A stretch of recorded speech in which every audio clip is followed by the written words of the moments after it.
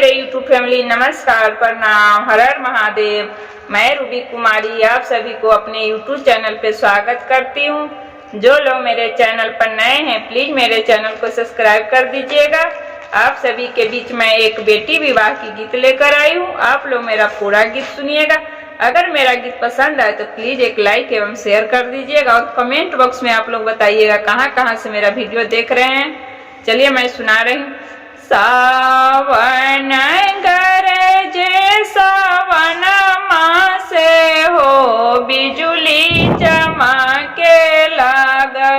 सावन गरजे सावन मासे हो, बिजुली चमके लाग। आमा गरजली पापा के आगे हो, बेटी भइली सियाना। आमा गरजली पापा के सामने हो, बेटी भइली सियान। सावन गरजे सावन मासे हो, बिजुली चमके लगल। चाची गरजे चाचा के आगे हो, बेटी भइली सिया। चाची गरजली चाचा के सामने हो, बेटी भइली सिया।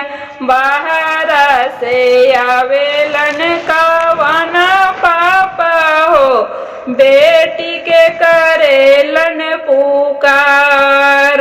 बाहर से आवेलन कवन चाचा हो, बेटी के करेलन पुकार। अब की के लगन बेटी माफा करिया हो, इज्जत रखी हमारा। यसो के लगन बेटी माफा करिया हो, इज्जत रखी हमा।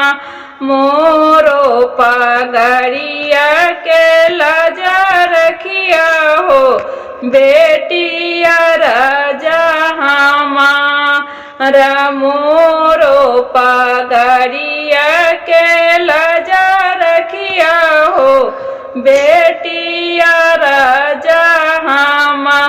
जब हम रहले बचपन बुधिया हो, इज्जत रखनी तोहार। जब हम रहलो बचपन बुधिया हो, इज्जत रखनी तोहार। अब हम भइली सियान जोग हो, इज्जत रखिया भगवान। अब हम भइली बियाह जोग हो, इज्जत रखिया भगवान।